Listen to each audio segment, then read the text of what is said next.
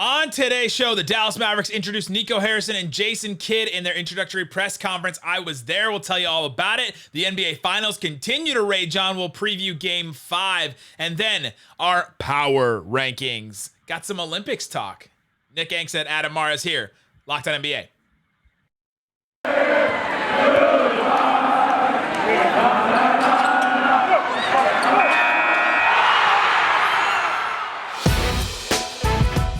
It's the Locked On Podcast Network, your team every day.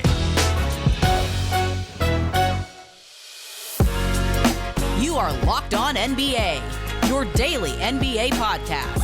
Part of the Locked On Podcast Network, your team every day. And welcome. You're Locked On to NBA. My name is Nick Angstadt, host of the Locked On Mavericks podcast, and I'm joined, as always, on every Friday, host of Locked On Nuggets, DNVR's own Adam Mars. What you got for me, Adam? Nothing much, man. Exciting game yesterday. It was fun. I look forward to talking about that one and this weekend's big pivotal Game 5. It's huge. It's absolutely huge. Today's episode is brought to you by Michelob Ultra. Enjoyment isn't the end game. It's the whole game at only 2.6 carbs, 95 calories. It's only worth it if you enjoy it. All right, on today's show, like I said, we're going to get into the Mavericks press conference, the NBA Finals, and our power rankings. Let's start with the Dallas Mavericks. They introduced Nico Harrison and Jason Kidd on Thursday. I was there in person. Isaac Harris was there. We also had Rafael Barlow from the Locked On NBA draft there. So we had 3 Locked On hosts there. I was pretty proud that we had all those people there. But not a ton of big news, I think, came out of that. But one of the things that was pretty interesting that I thought was the Dallas Mavericks being now this new brain trust, basically, of Nico Harrison, Jason Kidd, and then also, of course, Mark Cuban backing Kristaps Porzingis. I thought that it was a really interesting thing what they were asked about Kristaps Porzingis. So I actually want to play this clip real quick of Mark Cuban interjecting a comment, like a question that wasn't asked to him. It was a question asked to Jason Kidd, and Mark Cuban interjected afterwards about Kristaps Porzingis and how Cuban, it seems like, really wants to defend Porzingis right now. So that second question, I said it earlier, I think we're excited about KP being healthy. I think he's excited, he's ready to work, and I think you're going to see a different KP. Yeah, and honestly, I don't think I can add much more than what Jason said. I think he said it perfectly. Yeah, I would like to add something on KP. I think he's been unfairly maligned. You know, during the playoffs, he did exactly what he was asked to do. Exactly. He put team first. And he put his own personal statistics knowing that people were going to give him a hard time because, as he said to me and others, he just wants to win. And to Jay Kidd's point and Nico's point, this is going to be the first season with the Dallas Mavericks where he's coming in healthy. And he's able to work on things other than just rehabbing to get his body ready, to get stronger, to work on his game, something he has not been able to do. And, you know, I think – you know, I even hear from my own son, and I've got to sit him down and say, you don't understand, right? You know, to Jay Kidd's point, you can't teach 7'4", and you can't teach shooting. You can't teach his ability to create shots. But now he's going to have a chance to have some continuity, and that's something he has not had since he's effectively been a rookie. And so I think, you know, with what Jay Kidd and Nico have planned, the ability for KP to work, you know, I think him and Luka are going to be a lot better together. And as a team, to Nico's point, I think you're going to see a lot of things that are going to make us far better as a team. The biggest part about that to me is that he literally interjects and comes in to defend Kristaps Porzingis. Give me your quick takeaways on that. Well, my first takeaway is that I love that Jason Kidd's answer was 4 seconds long, and then Nico pops in and is like, there's really nothing more to be added to that 4-second answer. It's really, he said everything. So that part was funny to me. You know, part of me does feel like, you know, what is it? Thou dost protest too much. A little bit of Mark Cuban going all in on the, hey, no, he was incredible. He's such a winner. He came into my office and said, I'm only want to win or whatever. So there's a little bit of that stuff going on. But the truth is, what else were they going to say in this? You only can go 2 ways in a press conference. One of them is to do exactly what they said. No matter, just don't show your hand, say, we love our guy, we don't want to change.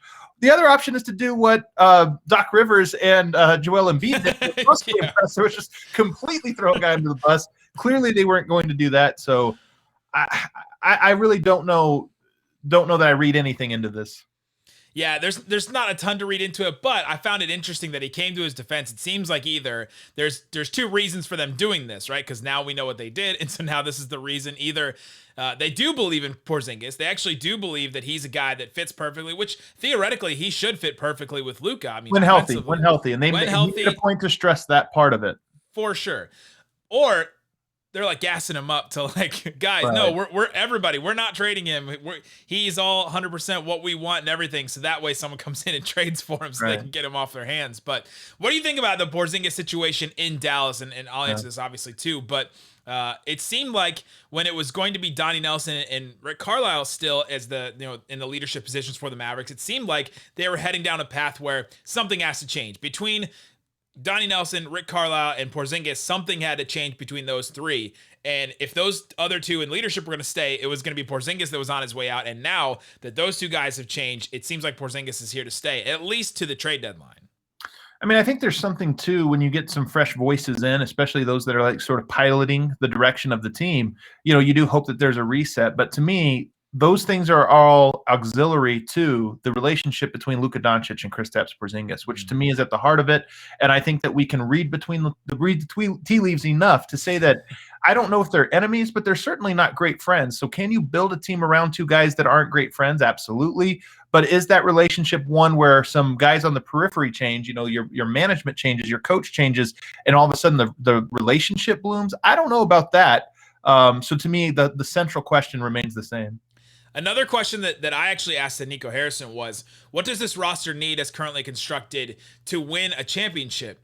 And his answer to me was like culture and what we bring as me and Jason Kidd, and to improve that. And so I think that goes to that point of the relationship between Luka and Porzingis. If these two guys, Nico and Jason Kidd, can come in and fix that or patch it up or at least make it amicable so that those guys work well together, and as well as they work together in 2020. It's not like we've never seen these guys work well together at all. I mean, they played pretty well in the bubble and all that. So I think that, but then also that answer, it was he sort of blew it off because he didn't want to say specific players or anything like that, obviously in Tampa, but that they think that these two guys together can lead them to a title eventually. And I thought that, of course, you're going to say that as a team, but it didn't seem like they needed any specific, like, big sweeping changes to this roster to be where the Suns and the Bucks are right now. Yeah, to your point though about this, winning really does cure a lot, and I'm not saying it'll cure a relationship. I mean, I do think there is eventually going to have to be, if Kristaps Porzingis is going to be your second best player, which he's paid to be that, then they do have to have some sort of on-court chemistry, respect, and appreciation for each other that they probably don't have just yet. But you start winning, and it becomes a lot easier to build that. So I do agree with him that culture is where you start with this. But let's not kid ourselves. There's also some moves they're probably going to have to make, and I don't know if you make those all in one summer to get. But a culture is a great start. And I will say, Luka's so young. I've already seen the takes out there, people saying, well, once Luka gets out of Dallas or this situation or whatever, he's so young, man. I mean, like, it's not like he's going anywhere. He's in the NBA for the next 15 plus years. Hopefully he's in Dallas for the next 5-6 years at minimum. That gives you a lot of time to sort of, you focus on culture first, you get everybody on the same page, and then you start adding some of the pieces you needed. One of my favorite parts of the press conference was at one point Jason Kidd started going down this road where he compared Luka to a car, and somebody asked him, what things would you want Luka to improve on? And Kidd was like, well, it's like a car. I really want to get in under the hood of the car. And then later he says, I want to touch the car. So wow. I can't wait to touch the car. Like Locked on NBA after dark. The metaphor just completely got away from him. But it's interesting to see what Jason Kidd and what Nico Harrison are going to do with this roster, and then with Luka and all that. Seems like they're going to continue to let Luka have the keys, which they should, obviously. But what changes come, and we'll have it all for you on Locked On Mavs. Any other thoughts? I know this is super, super early, like initial reactions, but do you come away from today feeling better or worse about the Mavs than you did this morning before the presser? No, I'm the exact same. I don't think I learned anything specifically about this team that I didn't before. I'm I guess encouraged a little bit just on the sense of, Jason Kidd says he's grown. One of the things that he was asked is, how have you grown? And I think Isaac Harris, my co-host, asked this, how have you grown since, Milwaukee and Brooklyn and those situations that kind of, crapped out. And one of the things he said was that you don't know everything. And I'm pretty sure he was talking to himself. Like the way he was using subjects and pronouns and stuff was all over the place today. But that you don't know everything. And I think that's a big thing he learned in Brooklyn. If you think about the Lawrence Frank situation with him, he brought in Lawrence Frank as an assistant. And then halfway through the season, him and Lawrence Frank got in this big fight. And then by the end of the season, Lawrence Frank was literally not traveling with the team, not with the team, just writing daily reports. And so you're like, okay, well, what happened? That's a guy you brought in. And so I hope that's something he learned and was humbled by being under Frank Vogel and learning different things from him. And so that made me encouraged that he has maybe grown and learned stuff as a coach. And then all the personal history of Jason Kidd stuff that we've talked about on this podcast, as well as Locked On Mavs. I think St. Marshall, the CEO of the Dallas Mavericks, is the big difference between what happened with the Mavericks in 2018 when all those stories came out, and then to now. How can they go through this whole situation and then hire somebody with a history of domestic violence? She's the person that vetted him and that talked with him and spoke with him. And if you don't know who St. Marshall is, she was brought in 2018 to be the CEO, to make decisions like this, basically to clean up this whole mess that was the Dallas Mavericks business office. And she is a survivor of domestic violence herself. And so she has personal history with this. And so she talked to Jason Kidd. She spoke with him. She vouches for him. And so I think that's a big difference from where we started when that first happened, when Jason Kidd first was announced as the Mavericks coach to now. I think that's her vouching for him, I think, was pretty big. So those are kind of my two big takeaways from the press conference today. Mavs champions 2022. You heard it here first. Oh, that'd be great. It'd be great for me personally. It'd be great for just the NBA. It'd be great for Slovenia. I'm all for it. All right, coming up, let's get into the NBA Finals. We got to preview Game 5. And then, Adam, what's wrong with Chris Paul? We got to get to the bottom of it. We'll go deep into the footage. We'll go through to see frame by frame what's wrong with Chris Paul. We'll talk about that coming up. But before, let's talk about betonline.ag. BetOnline has the odds for everything. So many different things. They have Olympic odds right now. We're going to talk about Olympic teams in a little bit when we do our power rankings. They also have this odd that I found today. NBA draft, first round. Number 1 overall pick, Cade Cunningham, minus 2,500. 2,500 for Cade Cunningham. Plus 1,000 for Jalen Green and Evan Mobley. There has been talks out there, and from our own Chad Ford, that Cade Cunningham may not go number 1. So if you're in that camp that thinks there's a possibility Cade might not go number 1, I would jump on this right now. I am not one of those people, but if you're a big gambler, if you're feeling it, the odds are good for you right now. If you're one of those people that thinks Cade's not going number 1, I'm just saying. He's going number 1. And if you do feel like you're one of those people, go to betonline.ag, use the promo code LOCKEDON, get a 50% welcome bonus your first deposit. BetOnline, your online sportsbook experts. They're experts. All right, let's get into the NBA Finals. So it's 2-2. Series starts here. Even though we know a whole bunch, we've seen Giannis go off, we've seen Chris Paul have a good game, Devin Booker went off in a loss. Let's just start with, what are your thoughts overall about this series, about where it's going, where it's heading? Are the Bucks running away with it now? It's like when it started with Suns 2-0, it was like, oh, Suns dominating, that's it. And then now it's Bucks dominating, oh, it's over, all that. Well, I do think there's a trend. If you kind of follow from Game 1, Phoenix looked like the clear better team. Game 2, I thought they looked like a slightly better team. Game 3, Milwaukee looked better. And then this game 4, was such a close battle back and forth. And the thing I take away from Game 4 and really from this whole series is just how tough and resilient Milwaukee has been. Because I actually think Phoenix is the better team and has more ways to beat you. But Milwaukee is just so... especially Drew Holiday and Giannis are just so good at making the extra plays and making the winning plays. And that fourth quarter comeback to me was all about that. They just were clearly the more desperate team. Now, can Phoenix match that desperation now that they're both tied 2-2? I don't know. That's what I want to find out. But I thought that in games 3 and 4, Milwaukee played with a level of determination to pull this one out that I really hadn't seen from any team so far in the playoffs. They looked more desperate to me in Game 4 than any team I'd seen at any point in the playoffs, and I was just impressed with it. Well, there's such a team, and I've said this, I think so many people have said this. They're such a team, they're front runner, right? Like when they're playing ahead, they're so much better than if they're behind. So if that Which team are you talking about here? Milwaukee? The Bucks, yeah. Okay, interesting. If the Bucks went down 3-1, I think that all of a sudden that's, Yeah. That's would be brutal for them. So yeah, they would have to come back from behind. See, Drew Holiday, I think Phoenix has been has a little bit of key. this though in them. Phoenix is a team that has a bunch of young players, and they've been ahead this entire playoffs. This is why I'm so curious for Game 5, is because you've had big contributions from Cam Johnson and from Cam Payne and from Mikal Bridges, guys that are really good role players. But now they're in a moment. They haven't been here since the first round, and even in the first round, Game 5, no Anthony Davis, LeBron James hobbled. Like, they weren't really up against the wall. Now you've got a more or less healthy Bucks team tied, and you're going back to what is certainly a must-win Game 5 for you on your home court, or as close to a must-win as you can get. I'm so curious if those guys continue to look like they have the last couple weeks. Yeah, that's going to be huge for them. I think even bigger for the Suns is Chris Paul, right? If Chris Paul looks like he did in Game 4 again, then this is a completely different conversation. It's like Devin Booker and Chris Paul can't be good at the same game in this series, right? Like, it has to be one or the other in this so far. I think I know why. I think I can crack this code. There is one Drew Holiday, and whoever he is guarding, that guy is going to have a bad night. And right now he's going to be – I mean, he guards everybody. They switch. They do a lot of different things. But right now he is making Chris Paul's life hell. And look, I saw a lot of speculation about Chris Paul and the hand and this or that. Here's what I know. He's guarded Chris Paul for 78 possessions and forced 7 turnovers.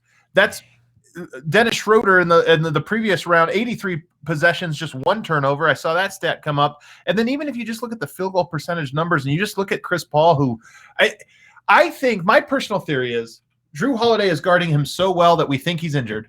We think Chris Paul might have an injury, but to me, it's Drew Holiday is a hell of a defender. Yeah, and that's why you bring in a guy like Drew Holiday. I've seen a lot of takes about his offense, and it seems like how his offense goes, the Bucks go so far in this series. But they brought him in for his defense too. He's an incredible defender, and so on one of those two guys, that's exactly what you want. And so, yeah, and I think I would rather have Devin Booker beat me than Chris Paul. So I think the Bucks are playing it the right way. Right. I would agree with that. And Devin Booker was obviously spectacular, but maybe it depends on how you look at this. You might look at it and say, hey, Chris Paul has been struggling now a couple games against Drew Holiday. Devin Booker went off. He had a fantastic game. And if they would have won this game, it would have been a very memorable, we might have knee-jerk reaction. Is Devin Booker the best guard in the NBA? We would have really started because 40 points in a finals against a very good defensive team is very impressive. But the flip side of that is you got that from Devin Booker and you didn't win. Are you going to get that same performance from him in Game 5? I don't know. Maybe, but maybe not, because he made a lot of really tough shots. Devin Booker, 10th youngest player in NBA history to score 40 in an NBA Finals game. He's 24 in something number of days. Magic Johnson was 4 years younger than him when he scored 40 in that NBA Finals game in 1980. That's so wild to me. Think back to that. It is wild. 4 years younger than Booker. Booker seems so young still right now. Who's your key for Game 5? Is it Chris Paul? Is it Drew Holiday? Is it, Giannis feels like he's going to be who he is. He kind of had an off game, actually, offensively, at least in Game 4. But who's the key or the X factor, I guess, for either team or whichever one you want to pick? Well, on Phoenix's side, I'm going to say DeAndre Ayton. And when you say X factor, I don't know. He's on the border of, is he an X factor? Or is he like a star where you just need him to be great? Yeah. But I think that he has some untapped potential in the series, meaning that I think he can make more of an impact, and they need him to make more of an impact, in part just because, Giannis has been so fantastic. I don't think anybody, obviously, on Phoenix can guard him, but can you put enough pressure on the rim that it changes the way Giannis has to defend? And to me, that's going to be one of the big adjustments for Phoenix, is maybe trying to get Ayton a little bit more aggressive, trying to score the ball, and maybe even trying to get him to the line. I know he doesn't shoot a lot of free throws, but trying to draw some contact. I just think they need him to step outside of his comfort zone. Everything this playoffs has been, look at the efficiency, look at this. A lot of that has been because he has accepted a somewhat marginal but important role. I think in this series they need him to step outside of that just a little bit, but they need it, and I'm curious to see if he can do it. Man, to me, it's like, which random bench player is going to show up, right? Because it seems like when Bobby Portis has that game, he shows up. Right. When Pat Connaughton has a pretty good game, then the Bucks win. When Cam Payne has a good game, Cam Johnson has a good game. It just seems like they need just one guy every night to step up. And so the X factor I'm going to go Cam Payne as my X factor. Okay. I think that's the guy. If he has a good game, I think that goes in the Suns' favor.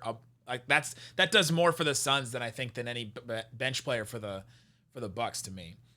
He's more of a true answer. X factor in that, like, not that much is expected of him. So if he does have a big performance, it's like, yeah, that swings things. That swings things quite a bit.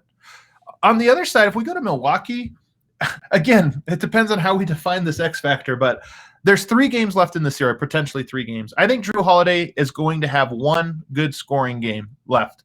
He plays great defense every night. He makes X factor plays. He rebounds. He does all the stuff, and he's valuable even if he doesn't score. But I think that in the games that he does score, Milwaukee's going to win. And if that comes in game 5 and you get to come home with a chance to win a championship, I think you win it. So I think he has one more. I think he has one more good game in him. If it's game 6, okay, you kind of expect it at home. If you get that on the road, I think Milwaukee wins the series. I want Bucks in 6 just for Brandon Jennings, just to get the final, just to get that resolution right there. But Bucks fans have been chanting Bucks in 6. Obviously, I want it to go 7 because this series has been so fun. I've really enjoyed the series so far. I don't know if these are the 2 best teams in the NBA, right? It's all the injuries and everything, but they're 2 evenly matched teams, and that makes it really fun to see the back and forth, to see, okay, is Giannis just going to keep barreling to the rim and getting fouled and going to the free throw line? Is his confidence going to be shaken because of an airballed free throw? Is Devin Booker going to be able to bounce back from a 10-point game? All this stuff has just been super fun to watch. Can I tell you who this hidden star has been of these finals? The sneaky star. The fan bases. The Phoenix and Milwaukee fan bases, I mean, they have really been impressive. That crowd, you're talking about Bucks in 6, which is obviously a little bit of a nod to Suns in 4, which has been, the chant as you're leaving game 2, Suns in 4 chant on Phoenix's crowd. You get back and say, no, Bucks in 6. These 2 crowd bases, fan bases have been dialed in. The crowds have been fantastic. And you look outside of Fiserv arena and you've got people standing out, thousands of people standing outside of a home game watching it. I'm so impressed with both fan bases. The Bucks in 6 has a history too with Brandon Jennings and calling it back. I think the Bucks were like an 8 seed, and he called it back against Miami or something like that. Oh man, gotta love the irrational confidence, guys. Any other thoughts about the finals? Not really. A great series. I'm going to feel bad for whichever team loses. I won't necessarily feel bad if it's Chris Paul. I won't feel bad for him per se. But both of these teams. Are you a Chris Paul hater? There are some people that are just Chris Paul haters, through and through. I kind of am. And I like this playoff run. I loved him and was like, oh man, it's going to be great for him to get. He's so good. He deserves it. But then it's too much, man. Flopping is the unforgivable sin in sports. And he just takes it to the top level. He takes it just so far that by the end of any game I watch, I'm just so annoyed with him. Between Chris Paul, Jay Crowder, and PJ Tucker, who has flopped to the floor unnecessarily the most in this series? It's still him, man. It's still Chris Paul. Chris Pauls are so mechanical. Some guys react and flop to sell a fall. He goes down the court I'm gonna flop right here. Yeah, look at his eye. Premeditated, first degree flopping. Jay Crowder gets touched on the fingers and he falls over. His legs just completely go out from under him. It's wild to watch some of these. I've been liking some of the Olympics and FIBA international play where you get the fake flopping and they don't call it. I think that's good for the game. Love it. All right, coming up, we're going to power rank the best, speaking of Olympic teams, coming up, the 5 best Olympic teams. Adam will do it right because I don't know how to do power rankings, apparently. He'll do it right, so he has it for you coming up. But before we do, got to talk to you about Built Bar. Built Bar is a protein bar that tastes like a candy bar. They're delicious. I had one. You can hear the wrapper, and you can see it if you're watching on YouTube. I just had the mint brownie. They're absolutely great. They have all kinds of new flavors coming out all the time. Double chocolate, the orange strawberry. You can go check those out. Raspberry and cherry barcia are solid, and these bars are pretty good for you. This mint brownie bar that I just ate has 130 calories. That's it. 130 calories for a protein bar plus just 4 grams of sugar. 4 grams of sugar for a bar covered in 100% chocolate. They're great. The protein packed in them as well. You can go get them at built.com or builtbar.com. Use the promo code LOCKED15. You'll get 15% off your next order. Again, that's built.com. Use the promo code LOCKED15 for 15% off at builtbar.com. All right, Adam Mares, let's get into our power rankings. You're ranking the 5 best men's basketball Olympic teams heading into the Tokyo Olympics that are starting soon. The opening ceremonies are next Friday.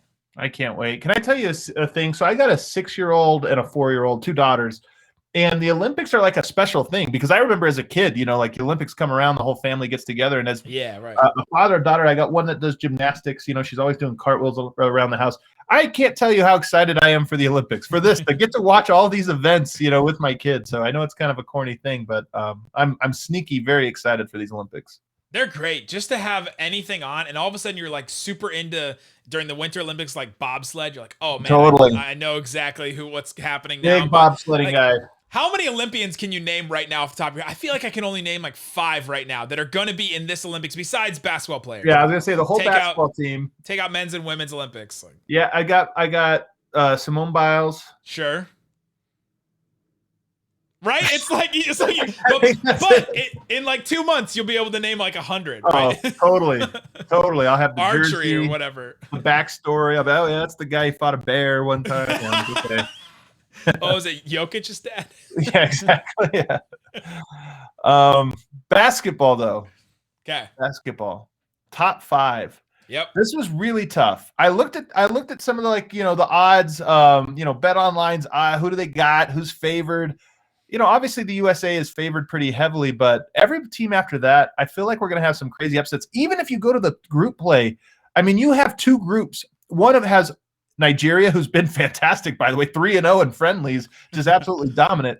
Italy and Australia. So one of those 3 teams is going to go back, full of NBA players on all 3 of those teams. Then you got Argentina, Spain, Slovenia. Another one of those 3 teams is going to go home. There's going to be a crazy good team that doesn't make it out of pool play. I don't remember the last time that was the case. Usually you've got okay teams, but those are all good teams.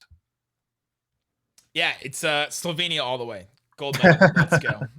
All right, so I have to give you my top 5. My top 5, and I have a spoiler. Is this recency bias? I think so. I think it is recency bias. This team is, according to the odds, they shouldn't be in the top 5. They should be a little bit lower, but I've got them, and that's Nigeria. Whoa! Mike Brown's Nigeria team. They just beat Team USA. Wow. They just beat Argentina, beat down Argentina and USA.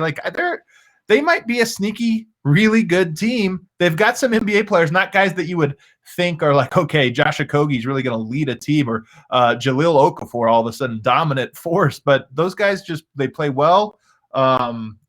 They've got shooting. They've got some dribble drive attack. They've got some defense. I think Nigeria is legitimate. Fascinating. Maybe a little reach there because of the friendlies.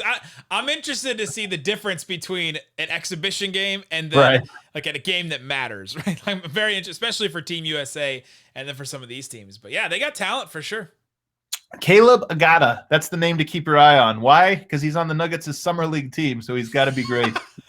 Caleb Agata. He actually does look pretty good. I gotta say in these friendlies, toe to toe with Kevin Durant. It's amazing. Let's go. Number 4, another team that beat the U.S. I would say upset, but maybe not so much. Australia. So low. I do have them a little low. They were the Aussies. AAA. I know this is. I'm being a little bit tough here on Australia. They've got Dellavedova. We all remember him. You got Patty Mills. You've got some NBA talent there. Let me actually go through the list because they have quite a few guys. Joe Ingles. Yeah. Aaron Baines, Dante Exum, Josh Green, and Matisse Thybulle. By the way, Matisse Thybulle, he has a case for being the best perimeter wing defender in the NBA. So they've kind of got guys inside. They got guards, they got speed, they got shooting, and they have, most importantly, a bunch of guys that have just been through this before. Joe Ingles was asked after they beat the U.S. very nonchalantly. He said, "Well, look, we come into this game expecting to win, so it's not a shock to us." And it sounds cocky, but hey, they're not going to be asking to take pictures with Kevin Durant. They've played against these guys in the Olympics for years now. Yep. Yeah, that is a lot of wing defenders too. I was thinking about, you got Thybulle, like you said, Joe Ingles, pretty good defender. Josh Green is a real underutilized wing for the Mavericks. Dellavedova, is he still playing defense? Probably still doing scrappy things.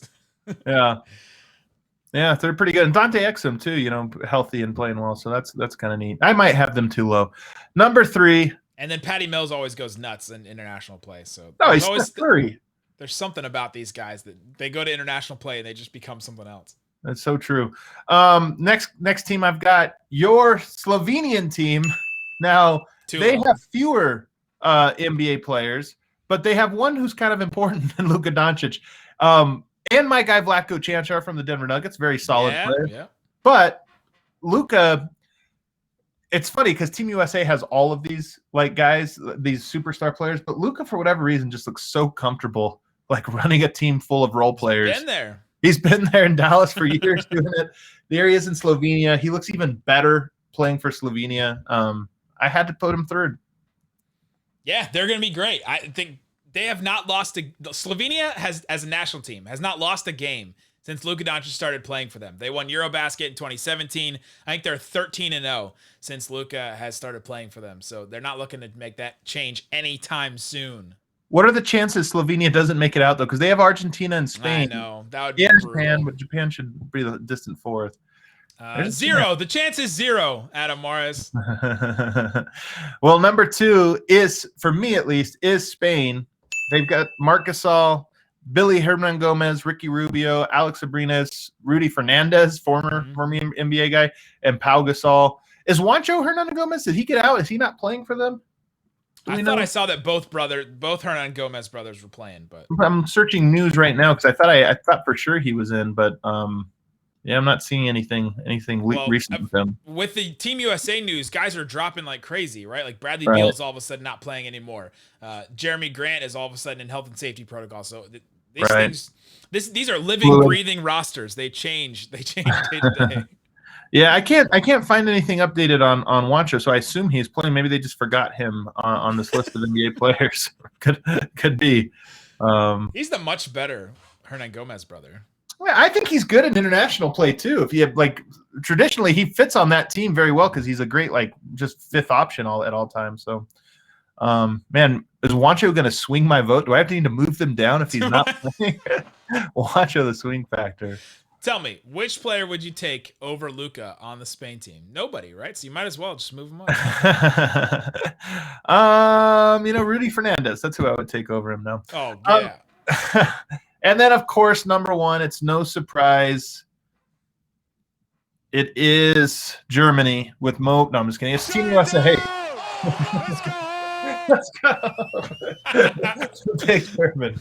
No, it's Team USA's got to be number 1. Look, I'll be honest. Nervous? If you ask me, they are minus 370 to win this tournament. I don't like those odds. I kind of feel like those might be too high, too favorable to Team USA because they can't guard the perimeter. And maybe they'll get some reinforcements in a Drew Holiday, but maybe not. And they have some holes. This is a very flawed Team USA, but we can also not overthink it. They do have Kevin Durant. He's easily, I think, the best player in this tournament. I mean, Luka can give him a little bit of a run, but Kevin Durant's pretty darn good. There was interesting. Actually, I should bring this up here. I was listening to Zach Lowe and Brian Windhorst talk about Team USA and how both of them saying they were not surprised that they have struggled in these friendlies. And he said, because everything they keep hearing out of camp is just how tired these guys are mentally and physically. Yeah, right. And they're happy to be there.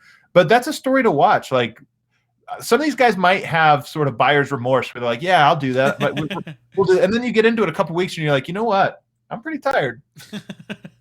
Plus, I mean, going over to Tokyo, the jet lag, all that kind of stuff, that all just wears on you after a while, being away from home. And it's a long commitment. It's a really long commitment. This season was kind of long, and the off season is going to be short and all that. I mean, there's a lot of factors going into this, but yeah, I like that Team USA is not going to be this dream team, dominant force. I like there's going to be stakes in these games.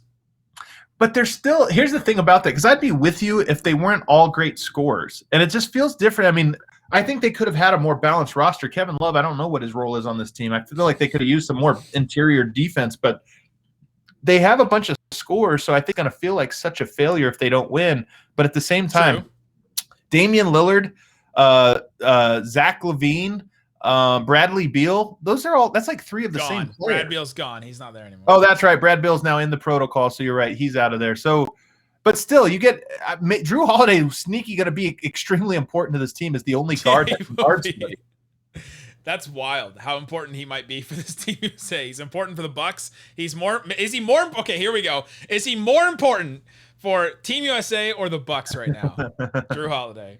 It might be Team USA. They don't have anybody that could guard, not a single player. Patty Mills looks like Steph Curry against them. Man, interesting. There you go. That's your 5, the best teams. There's somebody that got left off. I'm sure we'll hear from people about it. But there you go. That's Locked On NBA. Thanks for listening. I might get a call from David Locke since my left go Bears French team off, but they're out of there. Get them out of there. Get him out. Frankie Smokes out of here. No way. Get him out. Yeah, watch them beat Team USA. Oh, jeez. You're the worst. There you go. Thanks so much for listening to Locked On NBA. You can go listen to Locked On Mavs with me and Locked On Nuggets with Adam Mares. Guys, thanks so much for listening to Locked On NBA. Boom.